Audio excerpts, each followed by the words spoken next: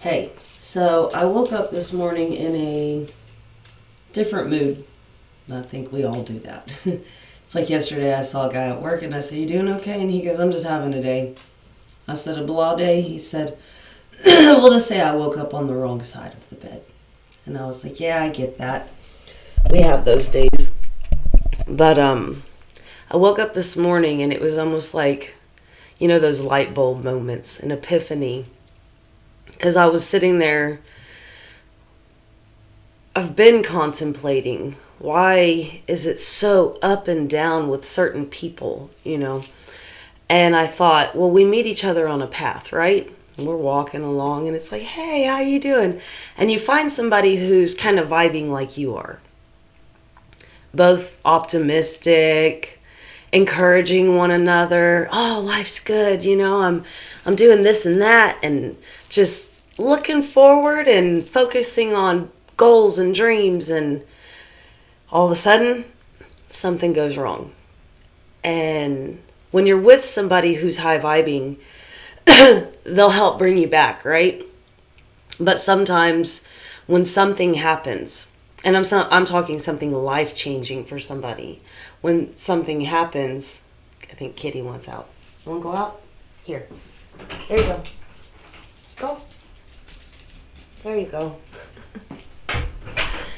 So when something happens that completely diverts another person and all of a sudden their energy just gets pummeled, right?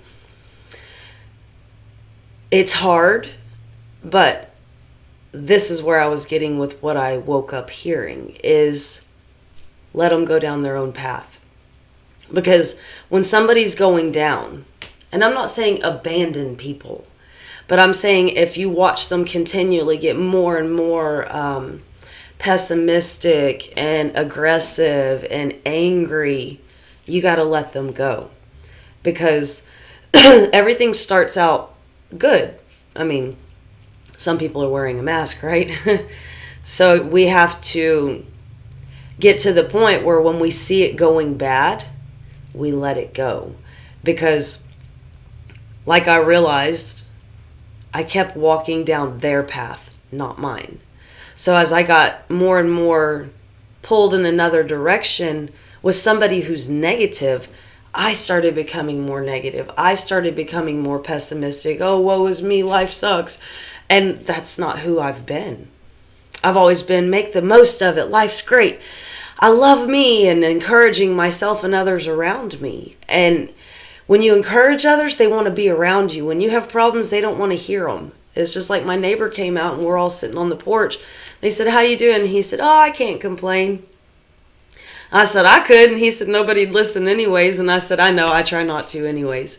Because when we complain about something, we're focusing our energy on that negative situation. So the more that we focus on that, the more that it's going to get our attention until we just can't function anymore. And I know it's hard. I know it's really hard to just go, you know what, it's going to work itself out. Because sometimes we have to have that faith, right? Not sometimes, all the time. We have to believe that things are happening for us, not to us. And the hard part is when life is going astray and you want to just give up. I quit. I'm not doing this anymore. There's a difference between quitting and giving up than surrendering. When you quit and give up, you just say, "Screw it. I don't care. I didn't want it anyways." When you surrender, you say, "You know what? I can understand there's a bigger picture to this, and I will pray about it. I will maintain my faith, and I will know that things are going to work out not the way I want them, but the way that they are supposed to be." Because as we relinquish control, I know I've said this before, very hard. I was one of those people that was, no, it's my way. Not because I'm bossy, but because I have leadership qualities. And you can lie to yourself however you need to maintain that control. But when it comes down to it, we need to work as a team, all of us. And we still live in this world, and it's almost like the land of the lost. To each their own, everyone's trying to win the prize. What's the prize? I mean, happiness, peace, love, laughter, joy. Those are rewards. The other side of which we allow and we entertain is hostility, negativity, competition, anger, judgment, fear, separation. So as we get more and more into accepting the fallacies of life, we are subjecting ourselves to failure and being okay with failure. It's amazing that we would rather have the punishment than the reward. But a lot of that is we convince ourselves that, well, I've been with you this long and I know you're going through a hard time and I'm going to just keep going down the path you're going. And it's a sense that we have to take turns leading, especially in relationships. When you get into a relationship, there's ups and downs, right? Everyone says give 50-50. No. Then you're barely meeting the standard. If each person gives 100, then you can fluctuate. You can have a reserve. You can have a day where you can give less and someone can give more. And that's in every relationship. But that's also where we have to be able to have the courage to say, I see that you're having a hard time. Is there something I can do to help you? That's where you're not abandoning that person.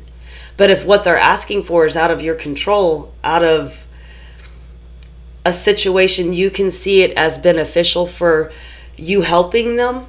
And this is controversial, I guess somebody would say, oh, well, you go in wanting something? No, that's not what I'm saying. But if it's going to hinder you, then you can't help, right? It's like I was going to sell my car really cheap and get a new car.